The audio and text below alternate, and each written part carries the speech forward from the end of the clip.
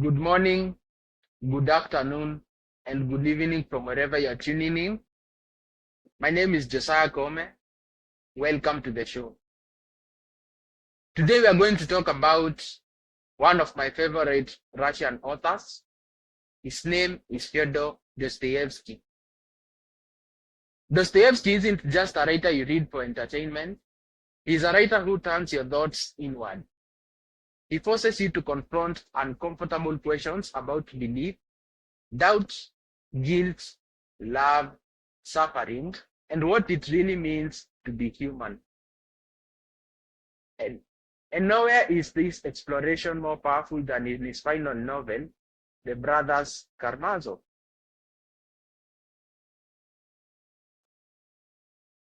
At the center of this story is one deeply dysfunctional family, but Dostoevsky uses these characters to represent something much larger than themselves.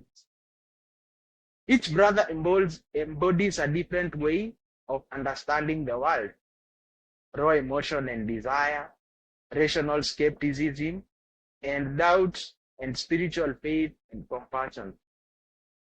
Their conflicts aren't just family conflicts, they are philosophical collisions. They are the arguments we have with ourselves about who we are and what we believe. This novel was written at a time when Russia was going through intense social, political, and spiritual upheaval. Questions about identity, morality, and the future of society were everywhere. So Dostoevsky takes that tension and distills it into a story that feels intimate and universal at the same time. Why should we be reading Dostoevsky's book today? Even though his book is over a century old, its themes are still alive in our modern conversations about faith, freedom, responsibility, and the meaning of suffering. We shall then look at a brief history of Fyodor Dostoevsky. We want to know, who was Fyodor Dostoevsky? Fyodor Dostoevsky was a Russian novelist born in 1821 in Moscow. His father was a military doctor, and his mother came from a merchant background. He grew up in a household where religion, literature, and strict discipline were constant presences. After studying engineering, he shifted to writing early on because he was drawn to the inner lives and psychological complexities of people.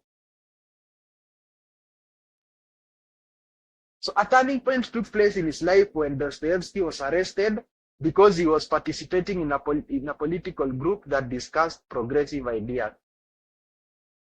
Progressive ideas at the time were those of liberalism and democracy, right?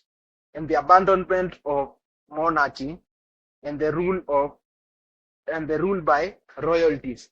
So at the time, Tsar Nicholas I was the king, or was the Tsar of Russia.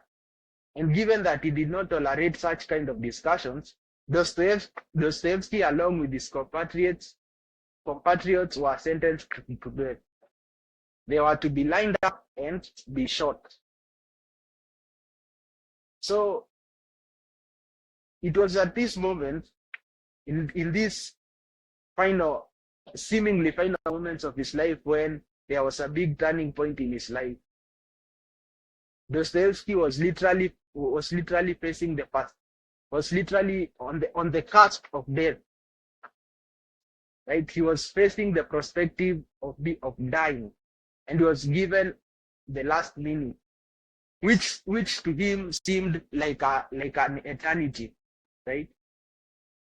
What do you do when you are given 5 final minutes to live, right? Every event in his life flashed before his head. He began even calculating what could he have done with those final 5 minutes of his life. He'd say the first 2 minutes he'd be bidding everyone goodbye, and then the last minutes he would be contemplating the way he lived. It is in these moments of deep psychological torment that even people become mad. Like one of one of his own sentenced friends who was also in line for execution became mad and never recovered. And so that experience cracked Dostoevsky open. He saw despair, cruelty, faith, and the extremes of the human psyche. Right? These tormentors moments often hurt us psychologically. Another example is when soldiers come from war. They often suffer from post-traumatic stress syndrome, which occurs in a person who has seen so much pain or death around him. Right? A soldier, for example, is seeing his own friends dying in the battlefield, and is being forced even to carry some of his own injured friends. And so these kinds of experience break someone. And so, given that Dostoevsky had similar psychological torture in his near-death experience, he was at an empathetic position, being able to write about the human soul. At the last moment, the Tsar pardoned the condemned ones, and instead he forced them to forced labor in Siberia, which is a place with very harsh weather conditions. It's literally in Siberia. In Siberia, we have literally an endless winter, a winter that never ends. And so Dostoevsky, along with his revolutionary comrades, were sentenced to forced labor in Siberia. Some of the major works of Dostoevsky include Poor Folk, which was his debut in 1846, the first work that he wrote, which he was talking about sympathy towards the impoverished people. And then you have Notes from the Underground, which was written in 1846, which was a direct confrontation with rational modernity. This one is like the seed of existentialism, right? So a brief look into existentialism.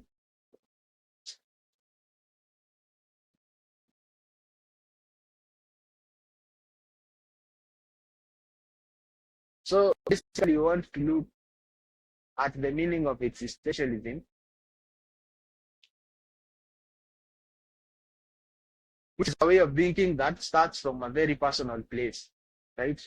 You are trying to figure out what is the meaning of life and how do you go about living this life.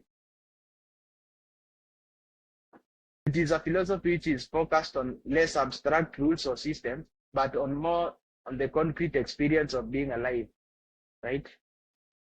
We are saying that life does not come with a built-in meaning. Instead, we are creating meaning through our choices, actions, and commitment, right?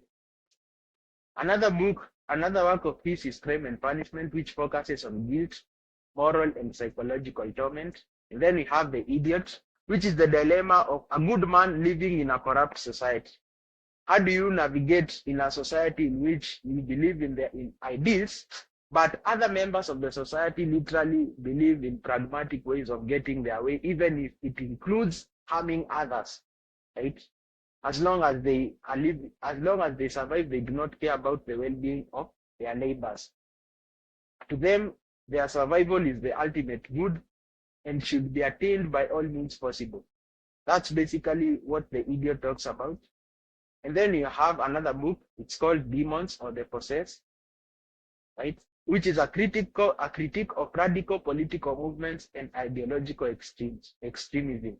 Like today we see the way people are so fanatic about their political beliefs, right? They do things which are considered out of not within the norm, or they behave in an eccentric way.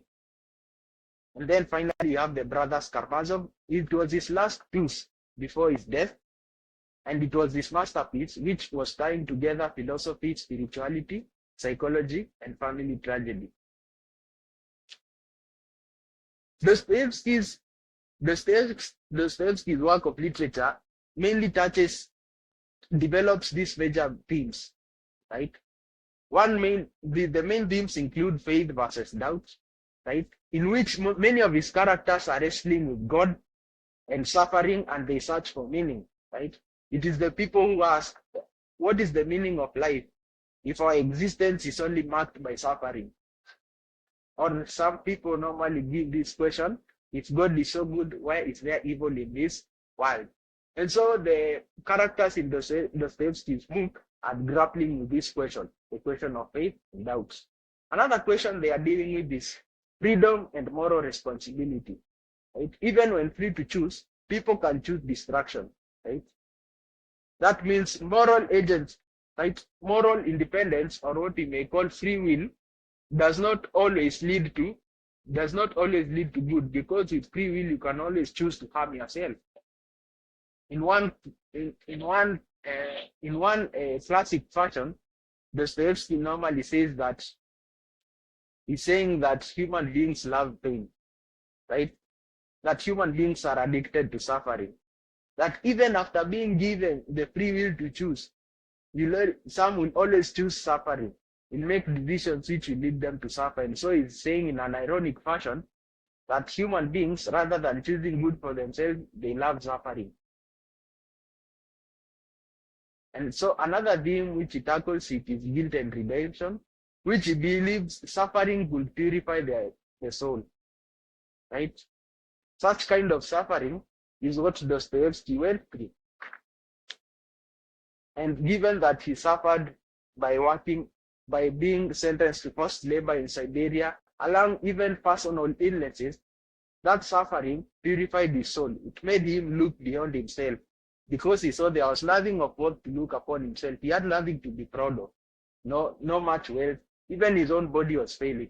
And so because of that, he was forced to look outside of himself, to look to a higher being, to find the meaning of living and to purify his soul. Another common theme we can see, it is the duality of human nature, where people can be both profoundly kind and have violent impulses, right? Then another key theme is psychological realism. He goes to his character's mind to show panic, shame, pride, fear, love, ego, right? His work is so revered that even modern psychologists like Nietzsche praise his work, saying that only from Dostoevsky can he learn something of importance, right? And so he realized his work is a main scholarly achievement, or it is a bulwark for references in psychology. People can read his work to understand the human nature and the human psyche. So most of Dostoevsky's themes are shaped by Russia's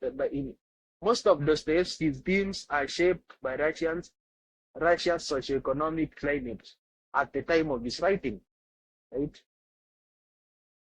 He realized serfdom was abolished in 1851, whereby the peasants were freed, but their freedom followed by the creation of chaos in the land and labor, and a conflict in identity, in that the people who previously perceived themselves as aristocrats had an equal standing of freedom with the normal people, with other people who are regarded as peasants, right?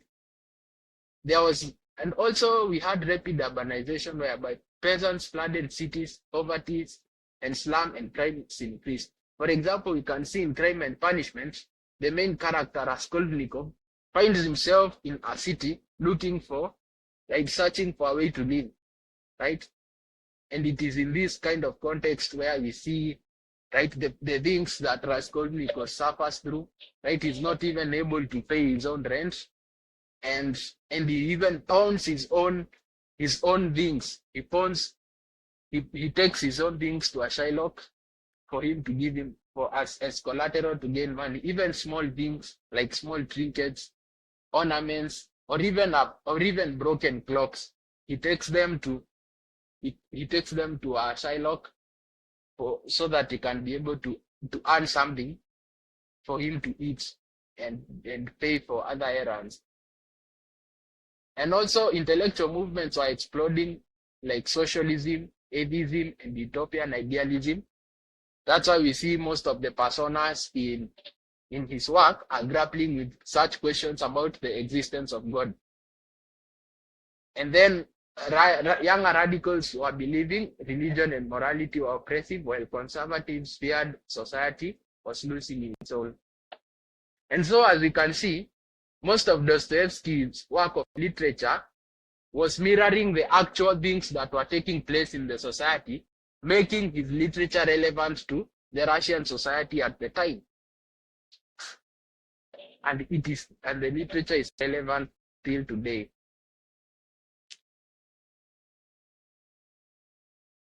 Well, that was a brief introduction to who Fyodor Dostoevsky is and the works that and the other works that he was able to do during his lifetime.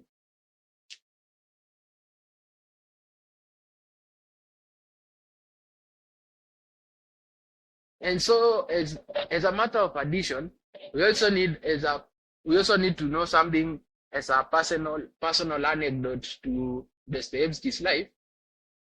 When his brother died, Dostoevsky took upon himself the burden of his brother's debt. He took the responsibility for paying for his brother's debt and taking care of his brother's widow in spite of his poor economic status or his lack of finances at the time. Right? In spite of him being not being financially stable, he still took upon his brother's debt and took care of his brother's widow, which is a strong evidence of the faith that he had. He never abandoned his orthodox Christian beliefs at the time, even unto his death. His suffering, rather than making him bitter and angry at God, they actually increased his faith and made him more devout to God and to Christianity in general.